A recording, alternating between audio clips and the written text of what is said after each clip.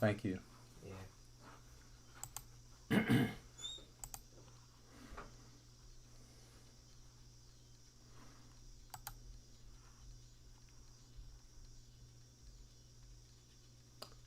Christian? What? Now it says Zoom is unable to detect a camera.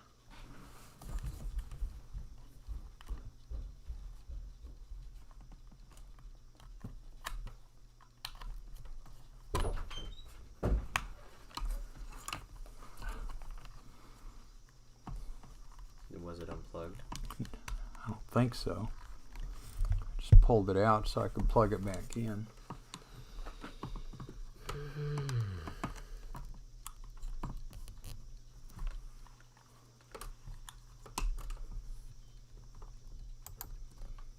See? You need to shut it off and restart it again, I think. Because if you unplug it, you can't do it. Well, yeah, I get it. Mm-hmm. But there's no camera.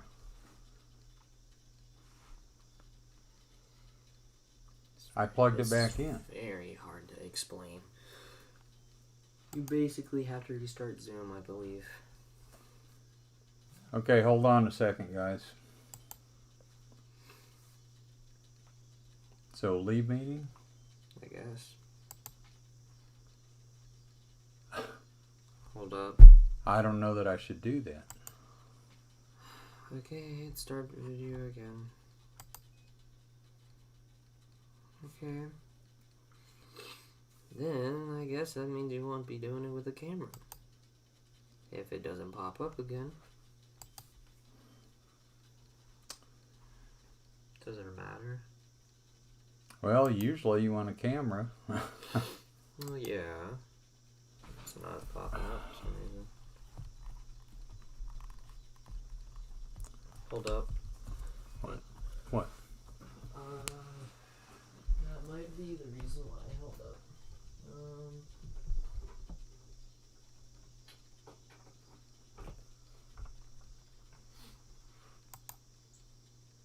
There we go. Okay. Thank you. Yeah, make sure to point it at you. All right. Okay, we're all here. Sorry about that, a little technical stuff. Okay, good luck. Thank you. Yeah. Mm-hmm. Okay, welcome everybody. We're going to have some fun today, talking about a specific condition, namely pain in the groin. So hopefully you're going to learn some stuff that will really help you take care of your patients. And so we're going to go to share screen, and there we go. Okay, everybody see that?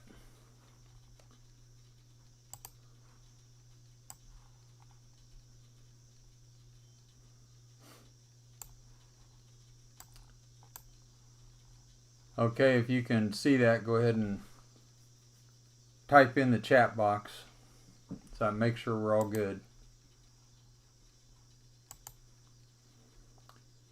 Nobody's typing in? Can nobody see this?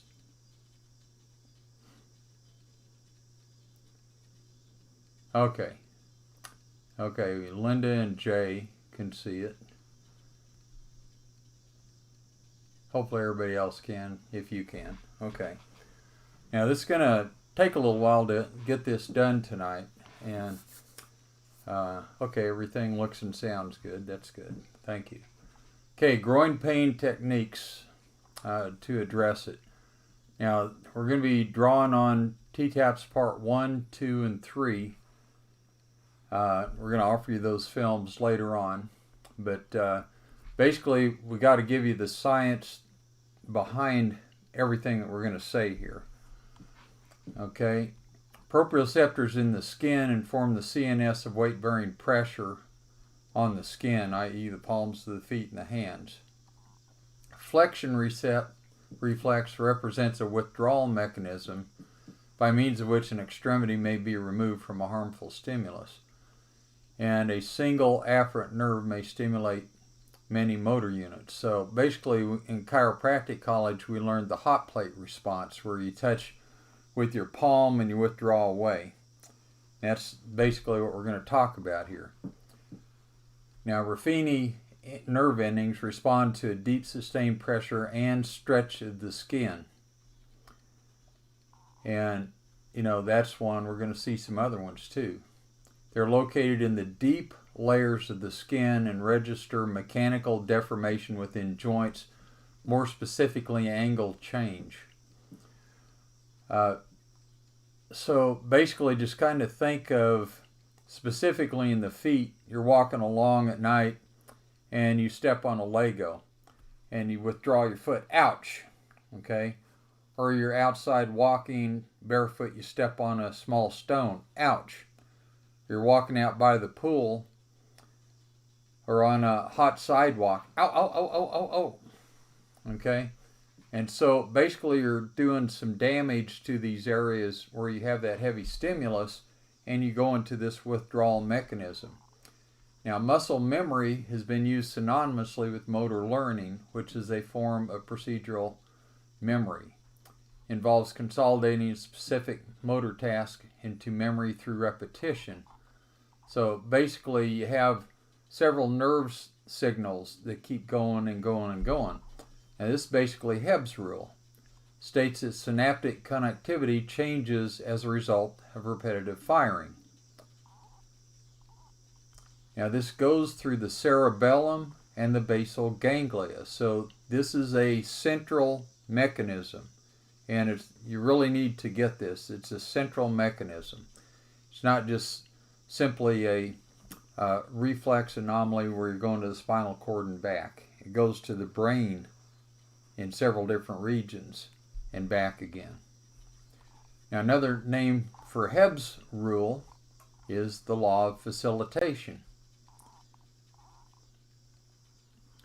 So basically, when impulse passes through a certain set of neurons to the exclusion of others, it will tend to take the same course on a future occasion. Each time that impulse travels this path, on all future occasions, the resistance will be less. So it easily goes through it over and over and over again. Now, in 2010, Structure and Function of the Musculoskeletal System, 2nd edition, James Watkins, page 222, there are two main types of proprioceptors in joints, Ruffini and Pacinian. Now, the proprioceptors in skin are similar to those found in joints. Tension in skin can cause by movement in a number of different directions. Proprioceptors may make a significant contribution to joint stabilization. So the skin can affect the joint stabilization by affecting all the muscles around that joint, i.e., you set them off by stepping on the Lego or the stone or the hot surface, and it causes that reflex reaction. Okay? Now, skin proprioceptors, including Meissner's, are located superficially in the skin. And so you have Ruffini's, which are deep, Meissner's are superficial, Pacinian are intermediate. And they all respond to transient movements of the skin. So when you step on that Lego or the stone, that's depressing the skin and activating these particular corpuscles. It's believed these mechanoreceptors connect to the cortex, so here's another area of the brain, modify the activity of the limbs. So we have at least 3 different areas of the brain that are involved here. Okay? Joint and skin receptors also facilitate the vestibular apparatus. So here we go, 4. To stabilize the extremities during gait by stimulating the necessary muscles to contract more forcefully and efficiently. So we got 4 different areas of the brain that modify the activity of the limbs directly from Ruffini, which are deep, Meissner superficial, and Pacinian intermediate in the dermal layer. Skin proprioceptors identify environmental changes and provide information about your body's postural alignment. Now, this is important because everything that we're talking about is going to, in some way or another, affect your posture. So proprioception, okay? Ruffini are most sensitive to skin stretch. Compresses the axon terminals. And they also work with the proprioceptors in the joints and indicate the position and movement of body parts. So the skin is very important to the joints and all the muscles surrounding the joints. Now in Guyton's, we see you have a number of different reflexes. This would be cutaneal somatic, skin to muscle. In Dorland's Medical Dictionary, 25th Illustrated Edition, you have neurotony or neurotony, the stretching of a nerve chiefly to relieve pain, also called nerve stretching, which we're going to talk about here briefly. Now just think, whenever you step on that Lego or stone or that hot surface, you're damaging the skin, and now you have small bits of scar tissue that come in, and they cause a constant irritation of those nerves, and some of it is very subliminal. In other words, you don't sense it all the time, but nonetheless it's there. Now in Dorland's Medical Dictionary, again, Arndt-Schultz law of hormesis. Weak stimuli excite physiologic activity. So here you would have this ongoing scar tissue that's causing muscle activity. In this case, we're talking about the muscles and areas around the groin. Elliott's law. The activity of epinephrine or adrenaline is due to stimulation of the endings of the sympathetic nerve. And adrenaline acts on those structures innervated by the sympathetic nerves. Now, remember that because we're going to come up on this later. Also in Guyton's, sympathetic tone is between 0.5 and 2 hertz, and it averages out at 1 in another area of Guyton's. Mechanical stimulation to those, crushing, pinching, or pricking a nerve fiber. Now we're going to use that in Elliott's law here to affect this. Now in Guyton's, this is the 5th edition. Arteriovenosis and anastomosis are found principally in the volar surfaces of the hand, feet, lips, nose, and ears. So the feet here has a super amount of sympathetic nerves. So when we use something to prick those nerve endings, then we're going to be affecting the sympathetics, which of course affect pain.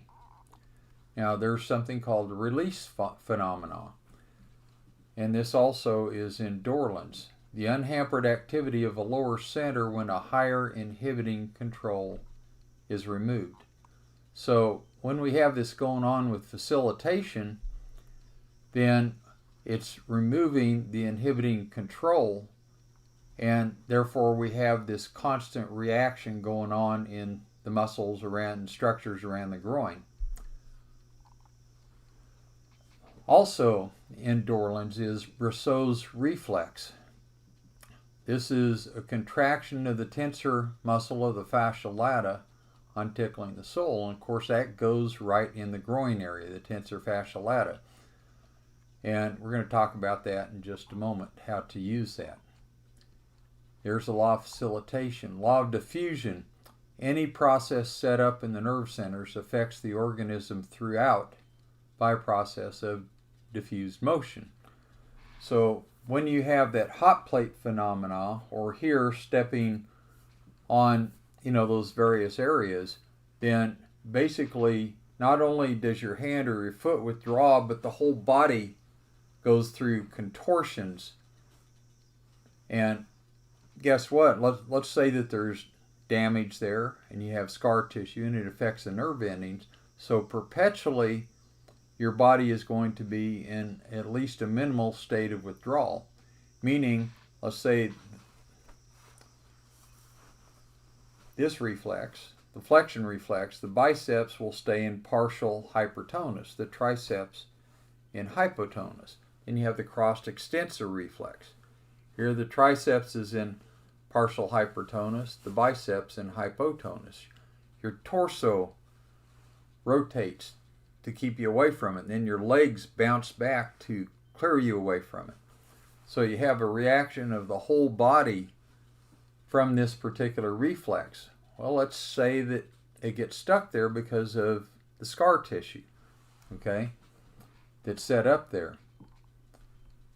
Now, inhibition refers to the prevention or diminution of a reflex muscle contraction. So we're going to show you how to reduce inhibition, basically break this vicious cycle of facilitation. Now, the flexion reflex acts through the internuntial reflex circuits.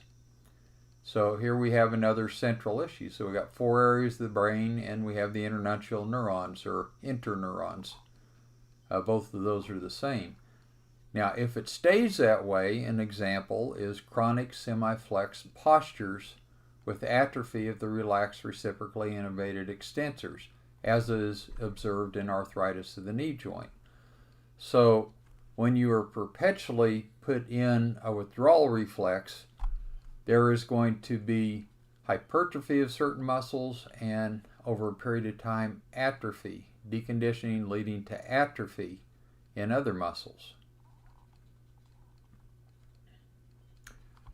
Now in Guyton's 5th edition, it also states that ligaments of the hip joints rather than the muscles support the body against gravity. Now, basically, some of the things that we think of when we think of groin pain, we think of adjusting the lower back and maybe the hip joint. And so when the hip is reset, then the muscles around it reset, and basically the proprioception of the whole body is affected here. So that's stuff that we normally do and normally think of, as well as using maybe trigger point therapy in the area of the groin. So we want to, yes, use those, but we got to think of, well, what if when those aren't working the way that they should, what do? We got to take these other things into account. So crushing, pinching, or pricking a nerve can cause a sudden surge of sodium influx, and it acts in potentials, okay? And again, it's to like the volar surface of the foot. Now, the sensory signals from the foot pads and from the position sensors around the joints play a strong role in controlling foot pressure and rate of stepping. One thing that you have here that could be causing that, let's say you trip over something. So your foot catches something and all of a sudden you got to jerk your leg forward to catch yourself before you fall on your face. That would stress the groin muscles. Okay, and that could cause a strain in that area, and etc. like this.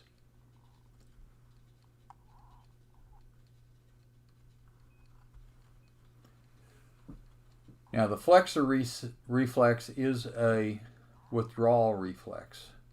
Something is withdrawn from the stimulation.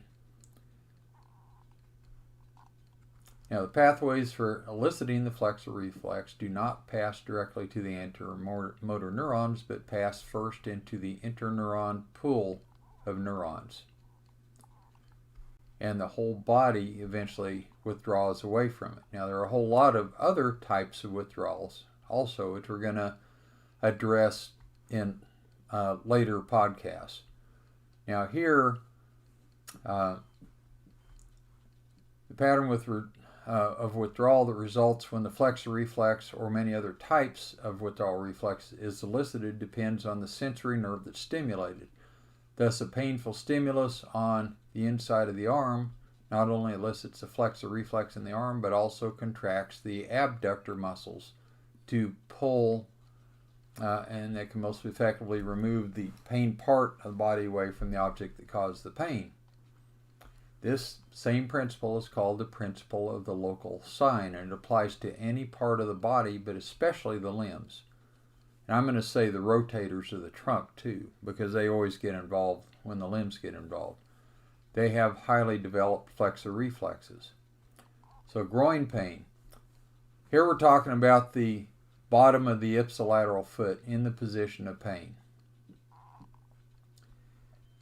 Pfluger's laws, Western laws. If a mild irritation is applied to one or more sensory nerves, the movement will take place usually on one side only, that side which is irritated. But the law of symmetry says if the stimulation is sufficiently increased, motor reaction is manifested also on the opposite side of the body. This is the same as what's called the 50-50 law of acupuncture.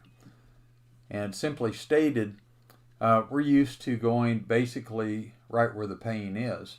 But in acupuncture, it says 50% of the time you treat that same area on the opposite side of the body. So here we would stimulate all those corpuscles, Ruffini, Pacini, and Meissner's, in the skin on the opposite side groin from where you're feeling the pain.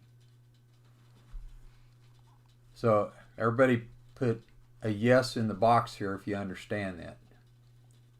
Type yes in the chat box.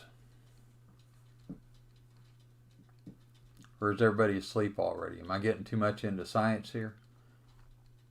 Okay, Linda and Jay say yes. Okay, you understand that.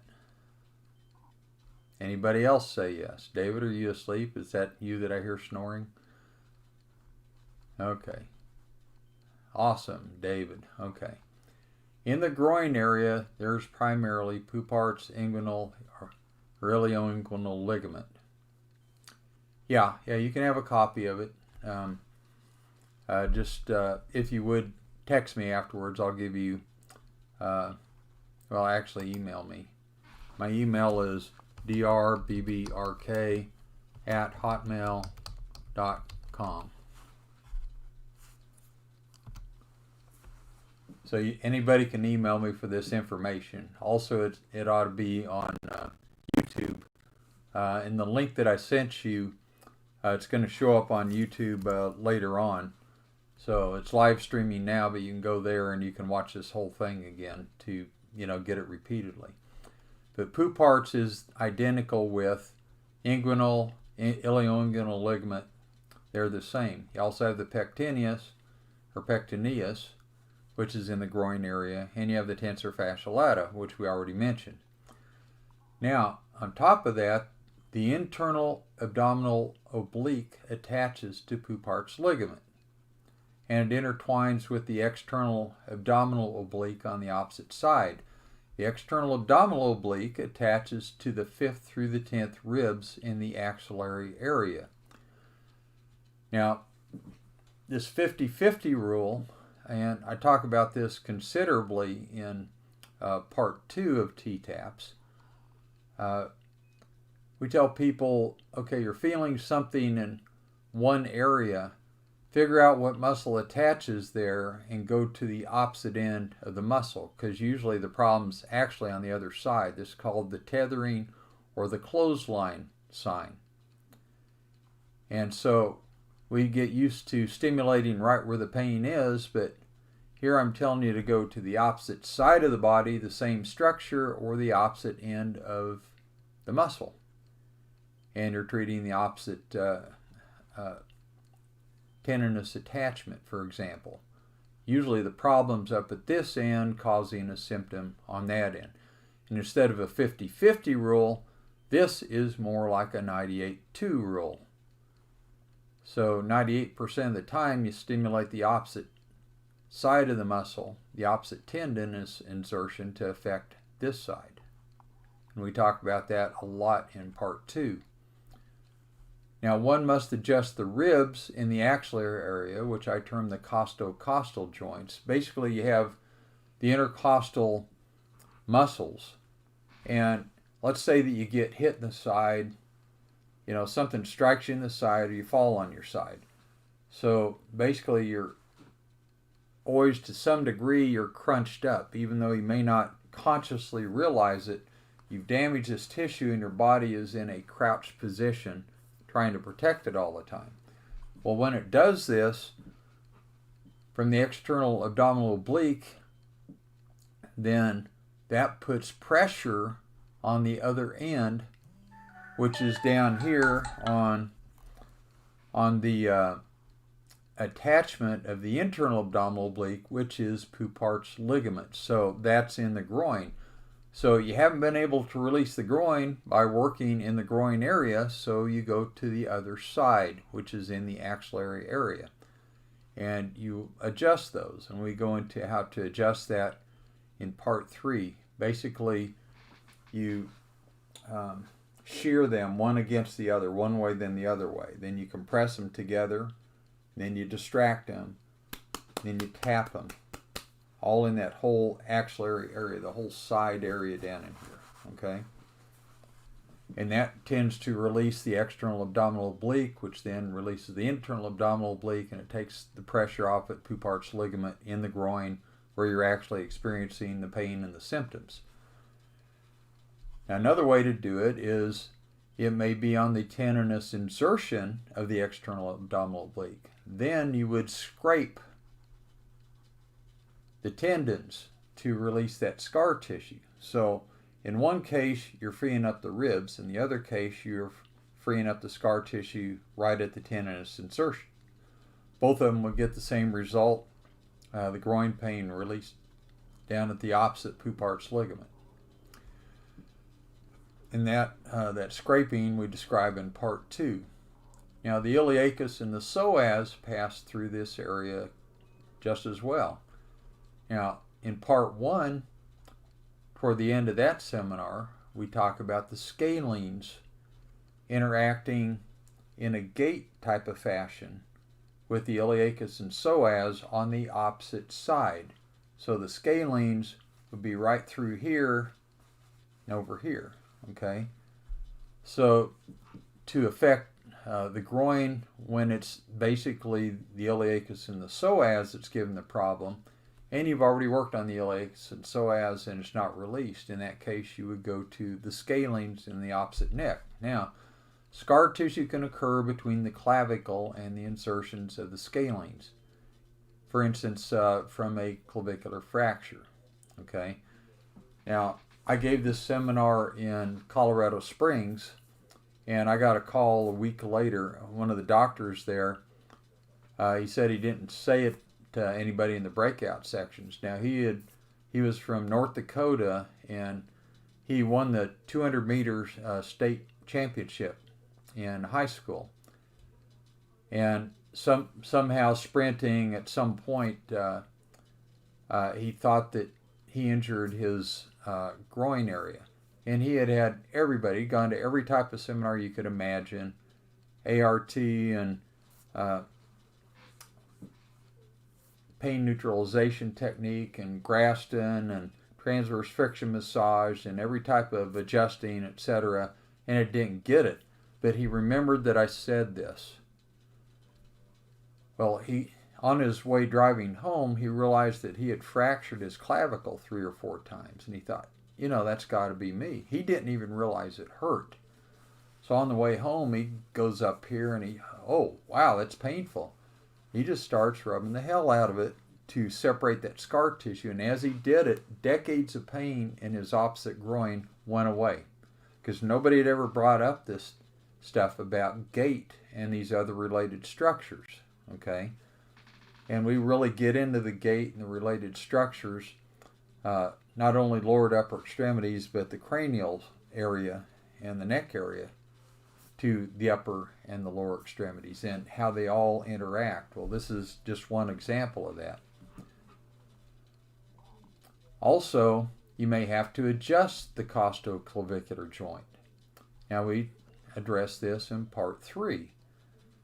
Basically, you stand on the opposite side of the patient and you take your thenar right here, and you're going to put it under the mid part of the clavicle, and you're going to have a posterior superior pressure just real firmly, and you take the head down, and as it reaches the bottom, you press up and back with this hand, and down here you don't really have to give a thrust on it, and basically it restores the motion between the clavicle and the underlying ribs, and immediately pain on the subclavicular, the scalenes, the upper trap that you haven't been able to get with any other means just goes away because it was actually from a friction between the clavicle and these upper ribs and rib cartilages.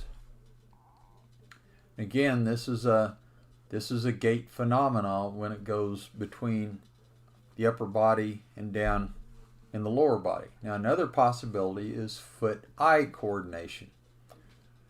Now, when the eyes have nystagmus or strabismus, they basically stick in some range of motion. So when you have nystagmus, you're trailing here and your eyes kind of stop and they jerk, so that's sticking. And you find it with that. And in strabismus, your eye is either slightly or fully crossed or outward, okay? Like you see in Igor, and maybe Barbara Streisand with crossed eyes like this. And that can cause problems in other areas of the body. There is eye-hand coordination, but there's also a foot-eye coordination. So in these certain people, let's say that you have a soccer player, or you have somebody who kicks field goals, or is a punter for football, or something of this nature. That eye-foot coordination, if that is off because of the eyes sticking, then it's going to cause problems with that foot-eye coordination. So you would have to correct that motion of the eyes. And the way that we do that is you have, make a plus and a times, basically the cardinal motions of the eye, but we also add a straight up and straight down. So with eyes open, you take it attention, give a couple of light taps while you're looking that way. Look down and in, take it and tap it straight down, this way, this way, this way, this way. And you're tapping toward the way that the person is looking. And you do it with the eyes closed. For some reason, it sticks differently when the eyes are closed and the eyes are open. And neither one will do the job the other one does. So you have to do all those. Also, there is a nystagmus that can occur with semicircular canals. And so basically you would go right above the TMJ and you would brush maybe about ½ inch up and down like so, and a plus and times, just like this. Scrape, scrape, scrape, scrape, scrape, scrape, scrape, scrape. And I do it both at the same time. And most of the time, immediately after that, the strabismus will correct and the nystagmus will correct. And sometimes you got to do a little bit more than that, but it's usually just very, very quickly. And when I did this on a lady in California, her husband brought her in, who's the chiropractor, and she had multiple sclerosis, and for 5 years she'd had double vision. If you hold your hands right here, basically you can't get it out of double vision. All of her field of vision was like this. I had to kind of meld those two techniques. I got rid of most of the nystagmus, but one part didn't. So basically I had her hold it right at that point, and then I tapped it right at that point, and it freed up, and immediately her double vision went away, and she just started bawling like a baby. So sometimes you have to combine these techniques in order to get that to work. And this is described very fully in Part 1 film. Now, these address resistant sources of groin pain. Regular trigger point therapy to the pectineus or pectineus and muscles attached to the upper femur, adjusting the acetabular joint may normally relieve this without having to use any of these. However, I would posit that probably some of you have patients that wasn't working on, and that's why you're here. So that's why we're going through all of these. And really, it doesn't take that long to do it. This is a long explanation with all the description of the science behind it, but that's essentially why it works and how it works. So, just take this and look at it over and over and over again. Again, it's going to be on YouTube, and you can ask for this if you want to, just so you see, the visual part of it and can look at it over and over again. and that's fine. Now, before we go on, does anybody have any questions over what we covered here? You're going to find that, there's one other thing here, okay? We talked about the bottom of the feet and that withdrawal and the pricking, okay? Thank you for the comment. It's a great class. You take a small ball tip prod, and the ball tip is about like the tip of a pen, and you go over the whole bottom of the foot. And this would be where the foot was burned, where they're stepping on the hot surface, or they hit the, they stepped on the small stone, or they stepped on the Lego. Well, you go over it and you break up the scar tissue. And basically, you go pretty firmly, just like this. And you notice I'm not sticking it straight in because you don't want to break the skin. But you're very firm, and you have to go just a little bit deeper than the underlying tissue to break that scar tissue up. You go under the toes and everything. You stretch it out for about 20 seconds. Then you go back and you're looking for especially sensitive spots this time. A lot of time you don't have to do it more than that first try. That basically perforates the scar tissue. The stretching separates it. And then you go back and you're looking for especially sensitive spots. If it's a little tender or sore, they'll go away. The especially sensitive ones are now going to react like regular trigger points. Basically, now you're going to press it just until the underlying tissue stops you. The first time, again, to disrupt the scar tissue, you got to go a little bit deeper than that underlying tissue. So here, you're going to hold light but firm pressure right at the point that the underlying tissue stops you. And if it stays the same or gets worse or flip-flops between worse and better, all for 10 seconds, then you just get off of it for about 20 seconds again. Then you go back and it'll either be gone, or this time it will start to decrease until it hits a low point or goes away. So first time may be all you need, second time may be all you need. Very rarely do you even have to do the third point, okay? So basically when you're doing that, just kind of understand this. Because that happened when your foot stepped down on something and you have that facilitation, now every time you step, your brain says, oh, there's a Lego there, oh, there's a stone there, oh, there's a hot surface there, because of that residual scar tissue, and it goes into withdrawal mode, which involves muscles in the groin. Okay? Now, the one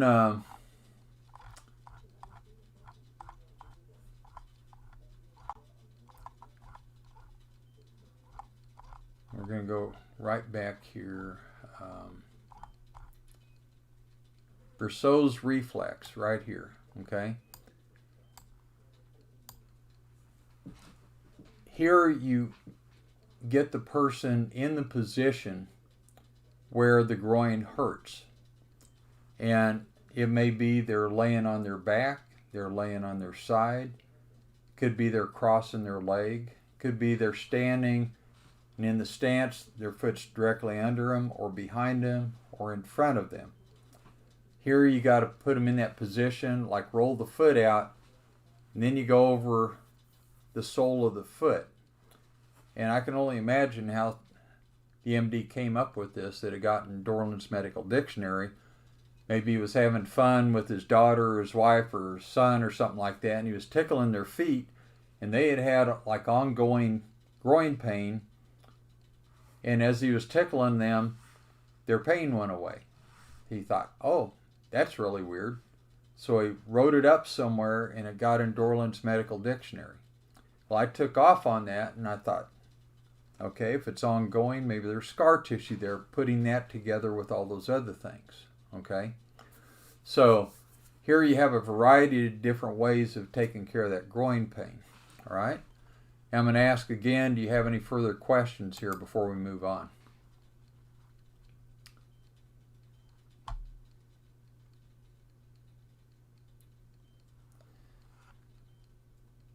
Okay, now I'm going to go back to share screen. And here are the videos that I was talking about.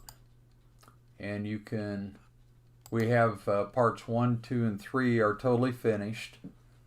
And basically pre-publication price was $250. Now we've already got those out, but since those of you who are on here probably didn't even hear of it, if you order today, you can still get them for $250. Otherwise, it's going to be $500. Okay, so consider doing that. Now, the first film deals with reflexes only and minor scar tissue. Now, I would suggest that you go to ttapcenter.com to look at those, and I'm going to type this in here.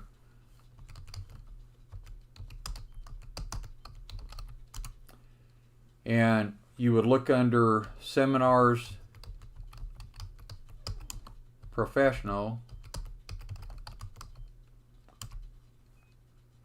and then you would go to part 1, 2, 3, or 4.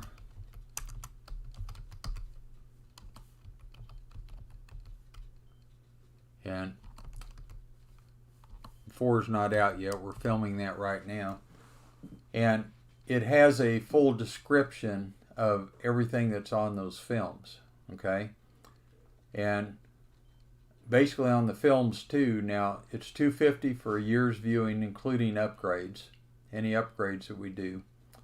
And I'd suggest that you watch the films all the way through to get the science and everything. And then below it, it says, click here, and it drops down all the timestamps. And it has the name of different things on there, so that if you didn't quite get something, you need it repeated, you can click on the time on the timestamps. It takes you right to it, so you can watch it just as many times as you want to, so that you can really understand it and get it down. So 1, 2, and 3 are that way. Part 1, again, is reflexes alone, maybe with minor amounts of scar tissue. And we show you different things like what we're just talking about, with the gait and with the withdrawal reflexes, and basically the stretch reflex. And we show you, for example, how to get somebody who has foot drop, get their foot out of foot drop in 1, 2, or 3 treatments.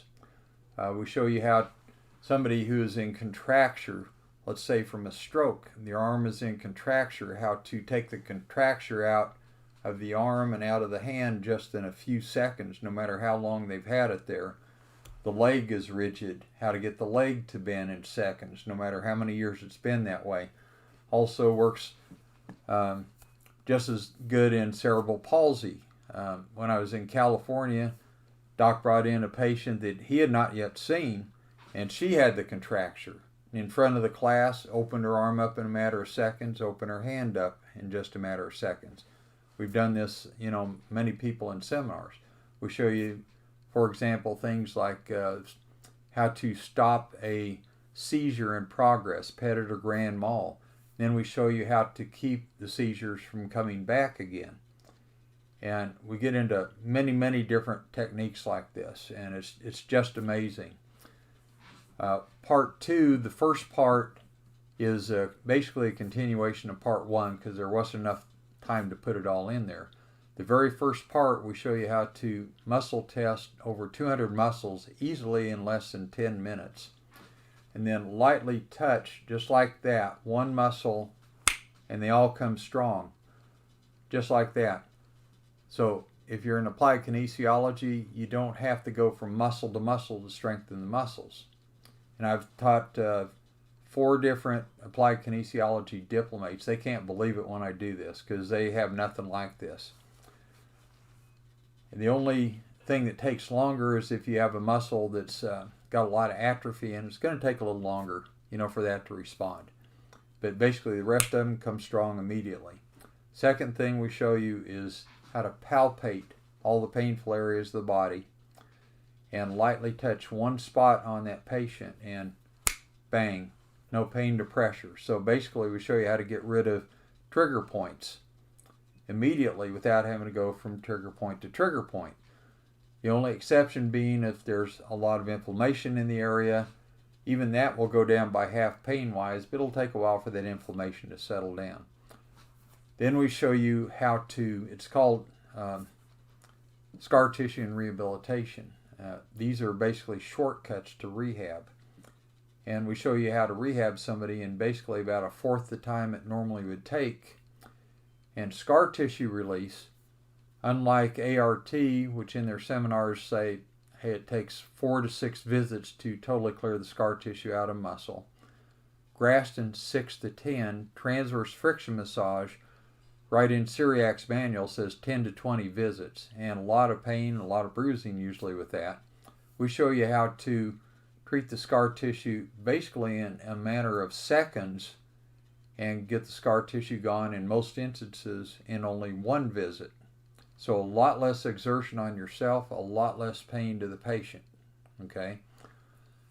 And so you learn just a super amount of different things, and we go through a whole chain of muscles. We show you how muscles interact and how to free up a lot of stuff. For example, you treat muscle attachments in the chest to get rid of pelvic pain and low back pain, and how to treat muscles in the side to get rid of full shoulder pain and groin pain. And we show you different,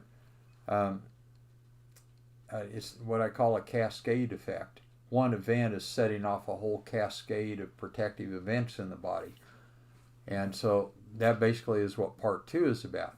Now, so part 1 takes care of mild scar tissue or reflexes only.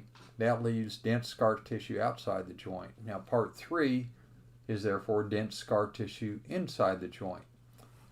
So we show you a lot of different ways to adjust, manipulate, and mobilize joints, and we show you basic principles. We show you how to use a lot lighter touch and get a lot quicker response. For example, we show you how an osseous adjustment is actually the cause of reflex esophagitis and hiatal hernia, a specific joint, and it's very reproducible. We show you how to get rid of upper abdominal pain with an osseous adjustment, lower abdominal pain with an osseous adjustment, all predictable. We show you how to do it before and after. We show you how to take someone who has autism, and you know how they pace around and they're angry all the time. We show you how to calm that down immediately, and the whole treatment lasts all of, both the prep and the treatment lasts all of maybe 3 minutes once you learn it. And I'm the only chiropractor that's on a list of recommended doctors in the state of Texas to take care of autistic patients. And we have children who don't talk at all or talk in squeaks. They start saying words. They talk maybe a word or two, they start speaking sentences. They speak sentences, they start speaking paragraphs, then they get into class with normal children. Just an example, one of the guys that took my seminar not long ago called me up all excited. He says, "You're not going to believe this." And I said, "Okay, try me." He said this child had not ever spoken a word. He was about 5 years old. Now, I did your cranial releases on him for autism. And he looked up at me and says, "Thank you, doctor." I was shocked. Parents were shocked. Those were the first words he'd ever spoken. The anger goes out of him. Did this on a doctor brought his patient in. She brought her 21-year-old autistic son in. Brought him in. Everybody noticed he was pacing and very angry. Right after I treated him, that stopped. He called me up 2 weeks later. He said his parents couldn't believe it. Not only did he stop that, said he laughed for about 2 or 3 days straight after the treatment. His whole disposition changed. So you're going to see changes in autistic people just like that. We show you how to adjust a spot in the knee that helps pes planus and pes cavus, but also affects dementia. You have people with dementia who aren't recognizing people and who have stopped talking, all of a sudden start talking, and they start saying names of people they haven't said in years. We had a durable medical devices fellow that I'd known for years. He called me up about his grandmother who was 89 and said, can you do anything for her? She hasn't said a word in, she hasn't been able to recognize myself, my sister, my mother, or my father in 2 years. And I said, go ahead and bring her over. And right after the first adjustment, one of the things you see is their face flush because it restores circulation. This is from the knee, folks. I'm not adjusting cranials on this. She turned around and called him by name. She turned around and talked with each one of them because they were all there and called them by name. And it was immediate. And he put this up on Facebook, this testimonial. Had a guy in Michigan I was describing this to in a class just like I'm describing here, and it wasn't that adjusting class. He comes up to me, my wife is here in a room, my grown daughter is here taking care of her, can I bring her in, have you treat her? And I said, sure. She hadn't spoken in 5 years, she was in a wheelchair for 5 years. First treatment, she started talking, of course angrily at me, she didn't like the treatment. It really wasn't painful. It's not a painful thing. And she just started talking, which amazed him. And the second visit, I treated her an hour and a half later. She stood up, said, what am I doing in this wheelchair? Now, I don't see how that could have happened because all the atrophy that must have been there from her being in the wheelchair for 5 years, nonetheless, that's how it was. Now, she was still hunched over, and she's in her late 70s, early 80s. And he brought her back in another hour and a half. She stood up straight and she started walking, and she was walking down the hall at the same pace of her daughter and her husband, talking normally with them. Now, she hadn't talked, she hadn't stood up in 5 years. I don't see how that's possible with the atrophy, but there were 35 people in the class and they all saw it. And it's just quite amazing stuff. So I could tell you thing after thing, but this is the stuff as in part 3. Now, because Part 1, 2, and 3 address the nervous system. The nervous system controls the secretory and excretory events of the body. And one of the things that you see occur is that people who've been resistive to nutritional intervention, for some reason they're not responding, they just automatically, it clears up because it actually was a neurological issue causing the body chemistry issue.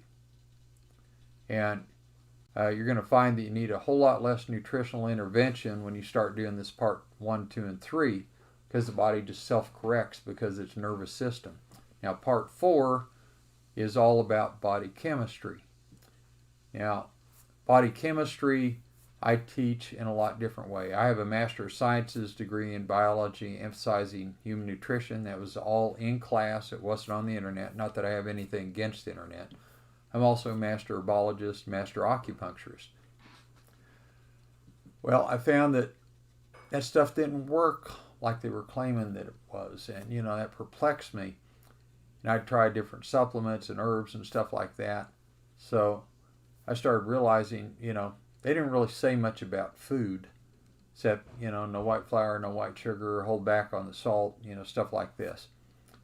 So I started making a huge study over a number of years of food, and we talk about chemical processes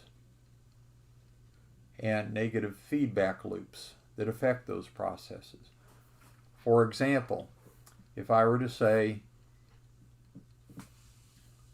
that somebody has a problem with electrolytes, what do we normally do with them? Well, we give them electrolytes, right? So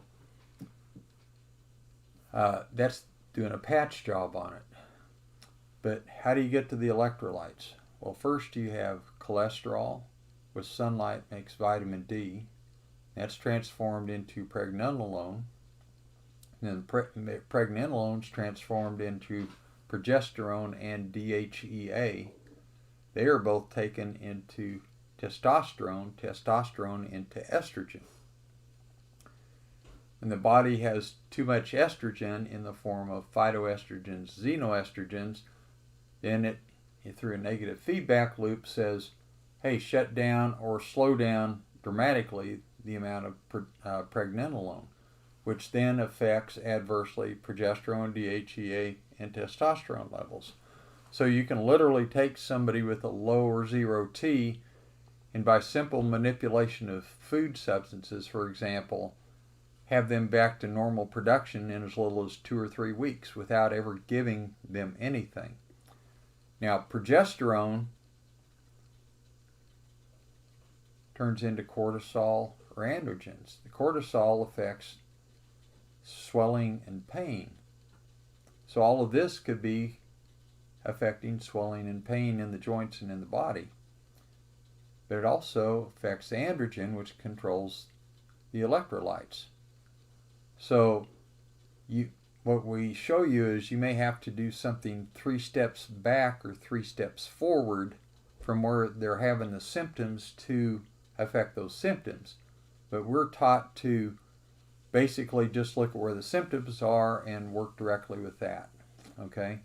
So this is very, very different. And we show you how a lot of time we just show you directly out of biochemistry textbooks how most of the things that we're ingesting, we have enough of them. We go all through the B vitamins, the water soluble, the fat soluble vitamins, and their interactions and all this sort of thing.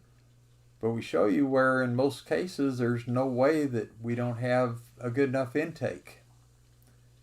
So therefore it must be a problem with digestion, with absorption, with transport in the blood vascular system, transport through the cell wall, transport through the nuclear mitochondrial membrane. So we take you through all those pathways and show you simple ways. And you know what I try to do with all these classes, the first rule in all my classes is forget everything you thought you knew about anything, because there's probably a better, quicker way to do it. I had to relearn a lot of stuff in all these things I teach in part 1, 2, 3, and 4.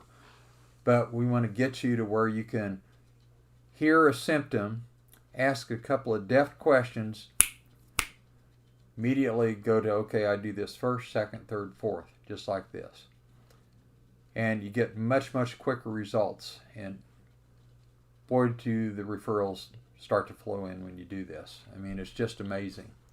So, if you want to consider getting the part 1, 2, 3, or 4, each of those is $250. If you do it tonight, I will give $250 instead of the $500 that those are now. And again, part 4 is going to start coming out real quick here because we're about a third of the way through filming it.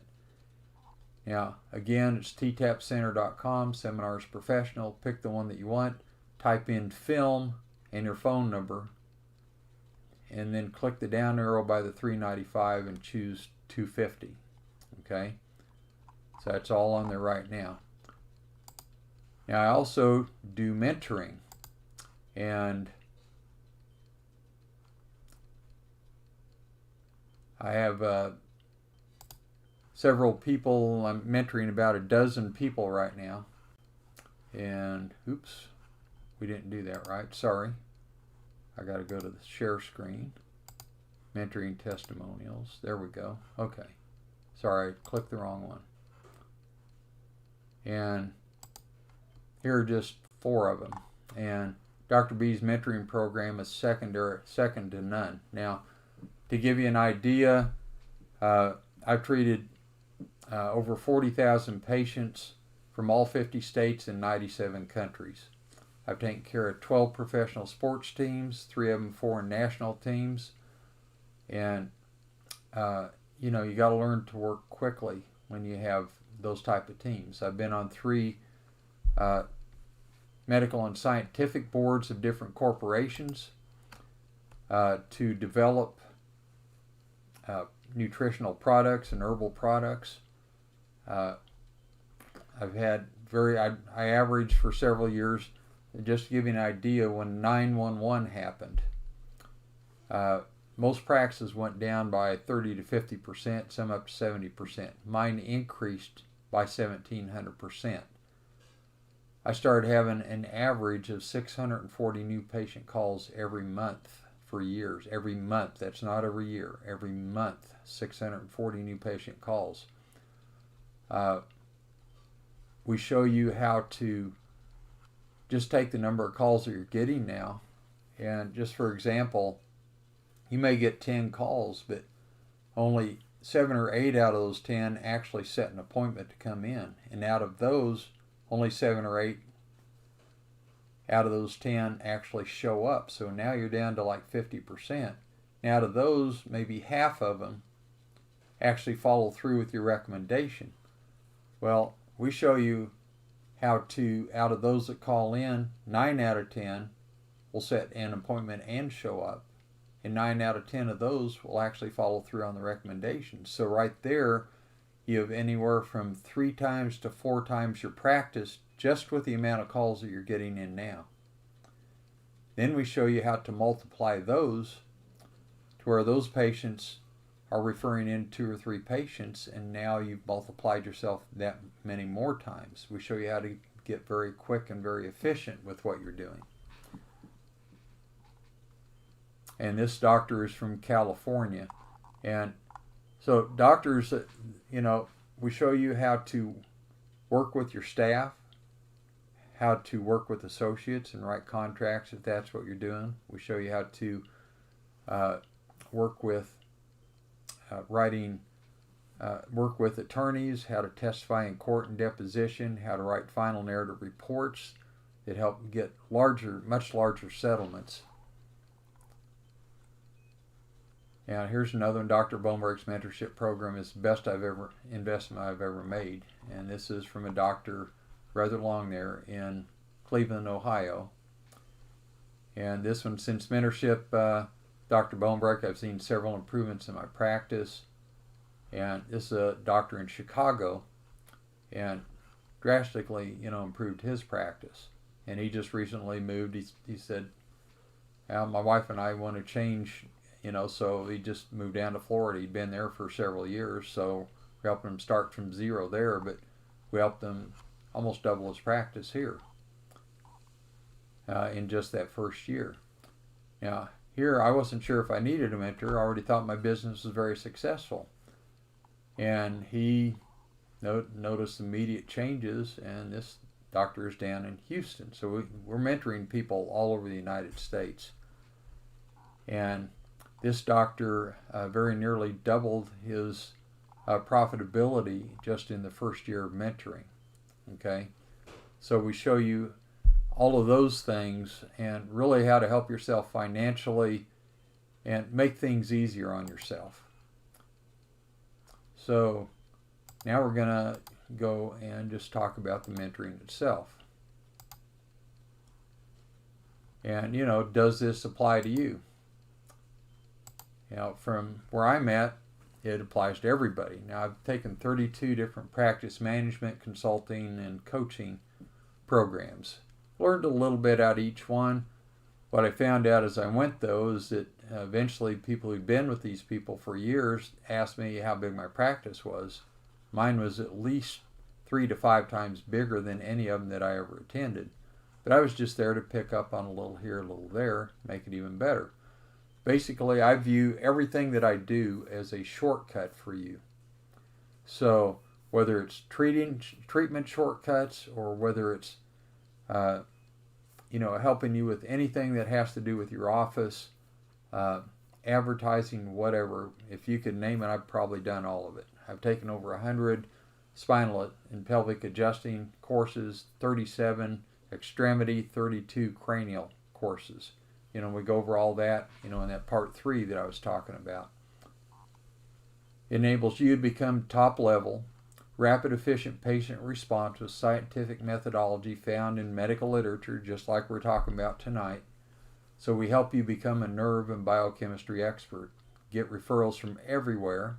No reason you can't get referrals from all 50 states, 97 countries, just like I have. You just got to know how to do it. We show you how to talk and do all this stuff. Get paid what you're worth. Have lower stress, better family time. Others are committed to change your lives. It's your turn. Now just close your eyes and just imagine having the business of your dreams. Smooth running, plenty of highly satisfied and enthusiastic patients, as many as you want. Financial security, time to enjoy with your family, time to exercise regularly, and great health. Do you have that now? If you have it, you don't need me. But maybe you don't. Maybe that's why you're looking at this right now.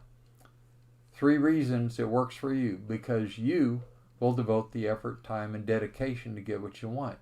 Charisma isn't necessary.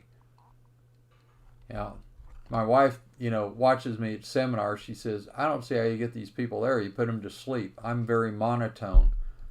I can't, I look at David Singer in awe, for example. That guy is pure charisma.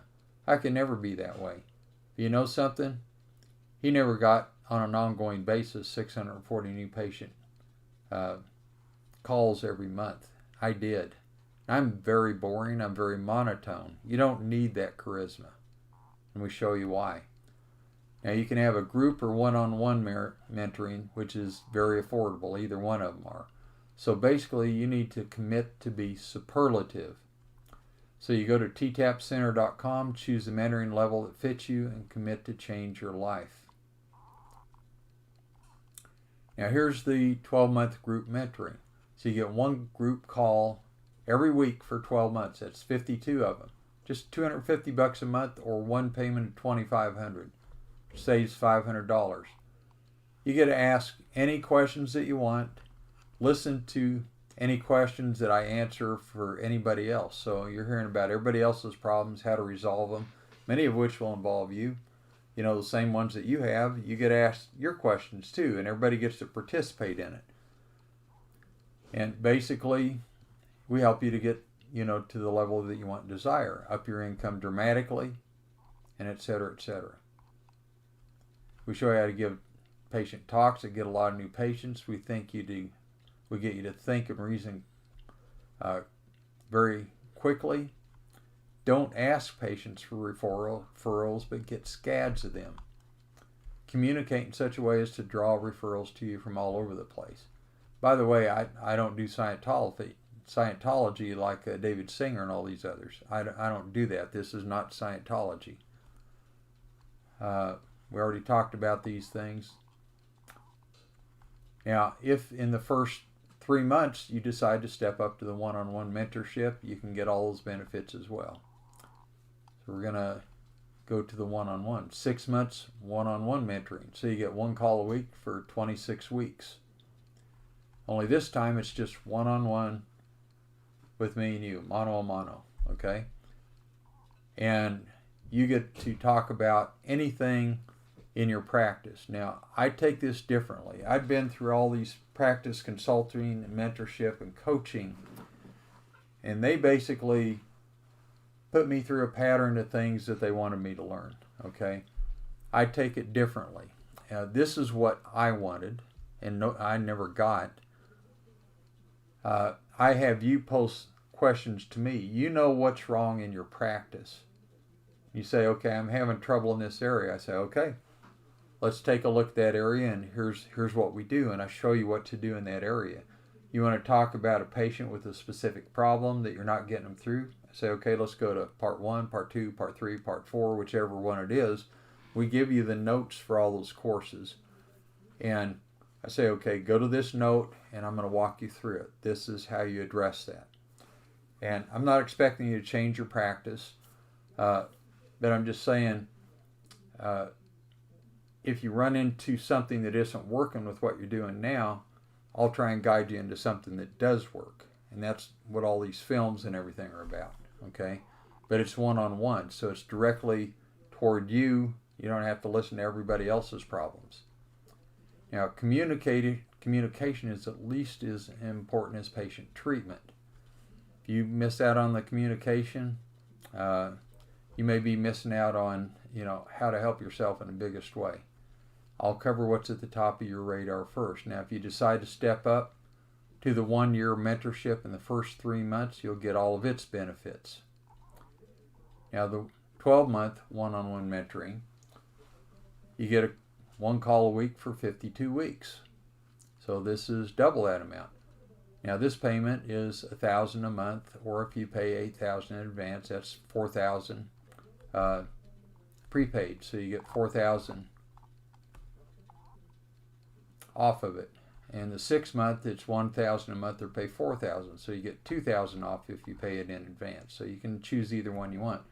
you get all 4 of the films for a year from the time that they're fully out. So the first 3 are fully out. The 4th one is going to be out. So from the time it's fully out, you get that. Now, after I'm done with those, I'm going to create a link on the website. So I have thousands and thousands of doctor and patient testimonials. So what I'm going to do for each part is alphabetize those by condition and put a link on it that'll go through your website to link, and a patient can go to whichever part that you've already taken and click on it. It'll go to testimonials by a patient or a doctor. Hey, this is what I had before, this is how it worked. So now it's more than just you saying it, they're seeing it from everybody else. Now when I did this up on my website, what I experienced is, and I directed all my patients to go there, by email. And they said, well, I saw in part 1, you can take care of this. I didn't know you could do that. I need to come in again and get that taken care of. Or part 2 or part 3 or part 4. Plus, they're referring other people to you. So they direct them to the links on the websites. Then you get brand new patients off of it.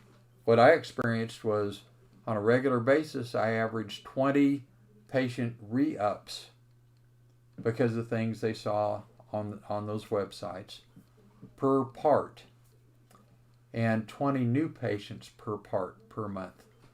So that's 160 new patients per month just from viewing those links that I put up. But I'm going to put them up in a better fashion than I put them up on mine. So we're going to make it very utilitarian for your patients that look in on it. That's normally going to be $50 a month. Now, you don't have to take the course to do it. You may want to just do that. It'll be worth a lot of new patients to you. So you could do that also. But it's included in part 4. Now, Doctor Blog, we're going to put up there, that'll be $50 a month. And for each part. And basically, here's the doctors talking with each other. Oh, I had this, and this is what I used and got them better. And you'll get into areas that aren't on my films. And you'll learn from each other, and that's what blogs are about. If y'all get stuck on something, well, Dr. Bonebrick, what would you do this for this particular thing? And I'll chime in and I'll say, okay, this is what I would do first, second, third, fourth. So that's how the Dr. Blog would work.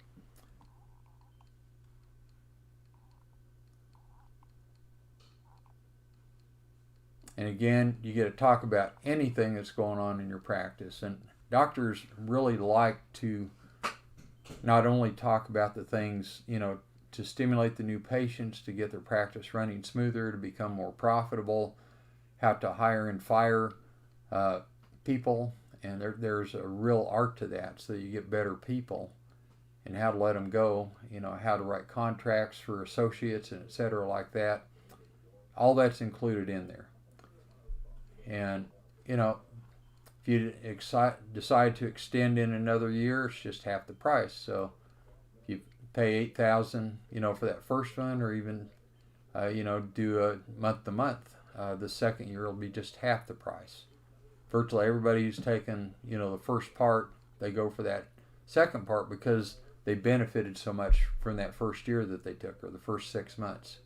So basically, commit now to achieve your dream practice. If you're already satisfied with how it's going, you don't need this. Now, business results depend on effort and following directions. You got to lose your excuses. I had to lose a lot of excuses to do this. Okay? I'm nothing special. But you got to learn to take consistent action to improve. If you do this, sign up. If not, don't. It's that easy. I give you the information and I encourage you. You're the one that has to take the action to improve your life. That's basically the up and down of it, okay? And so I would urge you, if you want a better practice, to sign up for one of these. Now, I'm going to give you an opportunity. We're right at the end here. Do you have any questions on anything that we covered tonight? If so, please type it in there and I will address it. If you have any comments, please type that in there. Now's the time to field any questions that you have.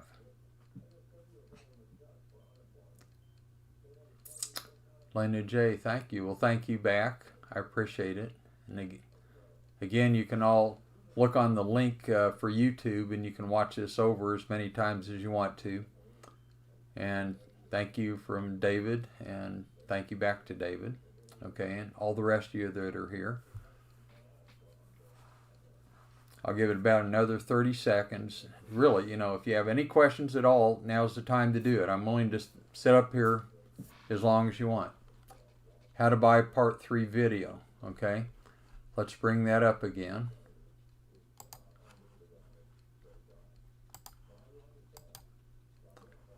I took it off of there. Okay, I'm going to have to. Okay. Right here, ttapcenter.com is the website that you go to, and Seminars Professional. Okay. And then you type in where it asks you the location that you want. You just put film and your phone number, and you do that under part 3. So you go to the part 3 under Seminars Professional, and you type in film under part 3, your phone number, then you click the down arrow by 385 and choose 250, and you'll get that. Okay, you understand that, George? You follow that?